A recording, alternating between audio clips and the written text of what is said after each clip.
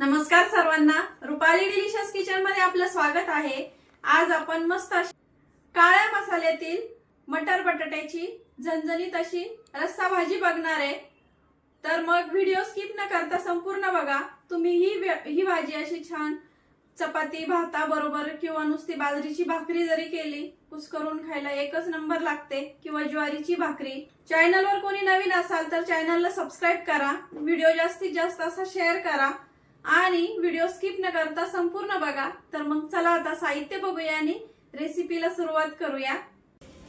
तर आज आपण मस्त अशी काळ्या मसाल्यातली झणझणीत अशी वाटाणा आणि बटाटा मिक्स अशी रस्सा भाजी बघणार आहे। एकदम अशी करायला सोपी आणि आहे त्या साहित्यामध्ये, घरच्या साहित्यामध्ये आणि झटपट होणारी आहे। कुकर मध्ये केली तर अगदी 10 मिनिटातच होती ही भाजी, फक्त वाटण तयार पाहिजे।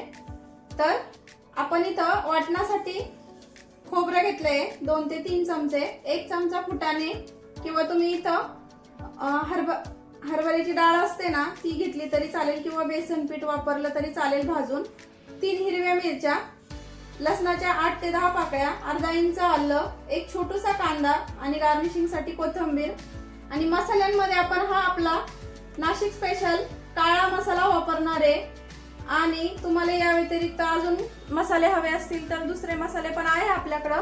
आपण नो कलर नो प्रिझर्वेटिव्ह अशा पद्धतीमध्ये छान असे घरगुती पद्धतीचे एकदम असे छान स्वच्छतेमध्ये मसाले बनवतो। तुम्हाला ऑनलाईन ऑर्डर करायचे असेल तर तुम्ही करू शकता। आणि एका मसाल्यामध्येच आपण ही भाजी बनवणार आहे।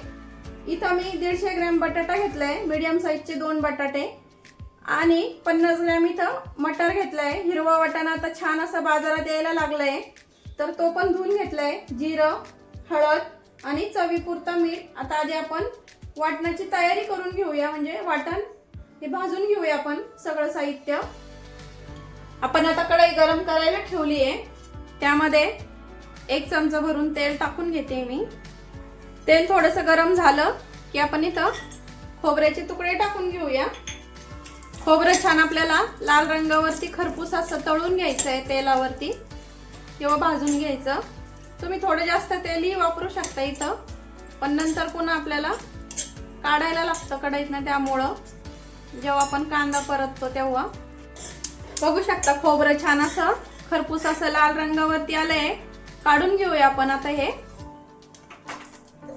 आपल्याला आता इथं भाजून घ्यायचंय छान लाल रंगावरती, किंवा तुम्ही गॅसवरती पण असा भाजून घेऊ शकता। कांदा छान आपला भाजलाय। आपण इथं आता थोडेसे जे फुटाणे घेतले ते फक्त आपल्याला गरम करायचे म्हणून सर्वात शेवटी टाकायचे आहे। आणि लसूण, हिरवी मिरची आणि आलं ते पण टाकून घ्यायचं आहे। आता हे 1 मिनिटभर आपल्याला परतून घ्यायचं कांद्यासोबत। कांदा अजून थोडासा आपण परतून घेणार आहे, त्यासोबत हे साहित्य पण छान परतलं जाईल। तुम्ही जास्त क्वांटिटी मध्ये वाटण तयार करत असाल तर सिंगल पदार्थ घेऊन भाजून घेऊ शकता। तर आपलं सगळं साहित्य छान परतून झालंय। आता कोथिंबीरीचे फक्त इथं मी देठ टाकले। कोथिंबीरीच्या देठांनी खूप छान अशी चव येते कुठल्या पण मसाल्याच्या भाजीला। तुम्ही कोथिंबीरीच्या पानापेक्षा अशी देठ टाकू शकता। आता सर्व साहित्य आपलं छान असं परतून झालंय। आता डिश मध्ये काढून घेते, थंड करते आणि आपल्याला हे मिक्सरला एकदम असं बारीक वाटून घ्यायचं, किंवा तुमच्याकडे पाटा असेल तर तुम्ही पाट्यावर वाटून करू शकता। पाट्यावरची पण भाजी खूप छान लागते ही। गॅस बंद केलाय मी, आता काढून घेते आणि थंड करून वाटून तुम्हाला डायरेक्ट वाटणच दाखवते। तर हे बघा अशा पद्धतीने आपण हे वाटण वाटून घेतलं, एकदम असं बारीक वाटायचं आहे फाईन। आता इथं मसाला वाटणाचं जे साहित्य होतं ते भाजलं होतं, तीच कढई घेतली मी इथं। तर आपल्याला इथं तेल छान गरम झालं की पाव चमचा जिरं टाकून घ्यायचंय। गॅस कमी ठेवायचा फोडणी देताना। आणि आपण इथं आदिराचाच मसाला घेतोय, आमचा हा घरगुती पद्धतीचा जो बनवलेला आहे तो। तर हा आपल्याला 1 चमचा घ्यायचा आहे एवढ्या भाजीसाठी। तर ही मी 3 ते 4 लोकांसाठी बनवते। तुम्ही मसाला कमी अधिक करू शकता। आणि 4 ते 5 चमचे मी इथं तेल टाकलेलं आहे, तेल पण तुम्ही कमी अधिक करू शकता। मसाला थोडासा तेलामध्ये 10 सेकंदासाठी परतून घ्यायचं आहे फक्त, खूप जास्त नाही, कारण आपण मसाले एकदम छान असे व्यवस्थित खमंग भाजलेले आहेत. अगदी पाव चमचालाही कमी हळद टाकायची आहे. मसाल्यात पण हळद आहे. थोडीशी कोथिंबीर टाकूया. मसाला आपला छान परतलाय. आता वाटलेलं वाटण टाकून घेऊया. आता वाटण आणि मसाले छान तेल सुटेपर्यंत आपण इथं परतून घेणार आहे. मध्यम गॅस करायचा आणि परतून घ्यायचं आहे आपल्याला वाटण छान तेल सुटेपर्यंत. तर बघू शकता तुम्ही वाटणाला असं छान तेल सुटलंय. तर आपण इथं या स्टेजला इथं आता 2 ते 3 मिनिटं झालेत वाटणला आपण परततोय तोपर्यंत. आणि एका साईडला मी पाणी पण गरम करायला ठेवलंय. आपण पाणी गरमच वापरणार आहे. आणि बटाट्याच्या छान अशा मोठ्या मोठ्या फोडी केल्या आहे आणि सालासकट घेतलाय. सालासकट छान लागतो असा बटाटा.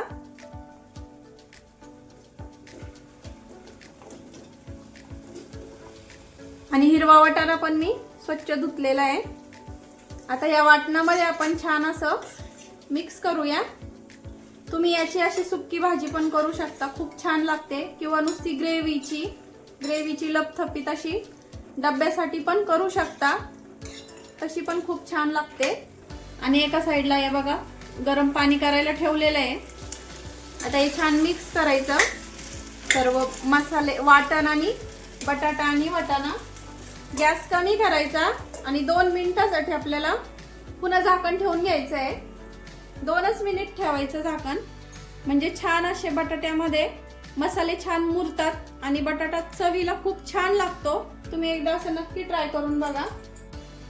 2 मिनिट झाले, बघूया. तर तुम्ही असा बटाटा वाफेवर 2 मिनिट वाटणामध्ये शिजून जरी घेतला ना तरी शिजायला पण बटाटा लवकर शिजतो, खूप जास्त वेळ लागत नाही.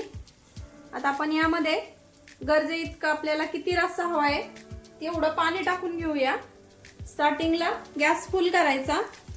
थोडंसं मिक्सरच्या भांड्यात टाकून पाणी टाकून घेते. आणि आता आपण गरम पाणी टाकूया. गरम पाणी टाकल्यामुळं चव पण छान येते भाजीला कुठल्याही, आणि तर्री पण छान येते. तुम्हाला जर तर्री आवडत असली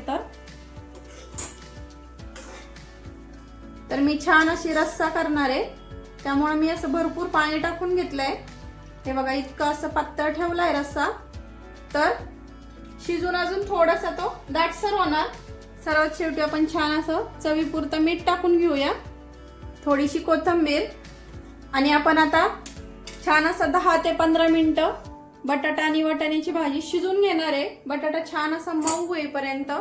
वाटाणा शिजायला नाही लागणार वेळ, पण बटाटा शिजायला वेळ लागेल. त्यामुळं आता आपण असं झाकण अर्धवट झाकण ठेवायचं आहे यावरती, म्हणजे लवकर शिजेल.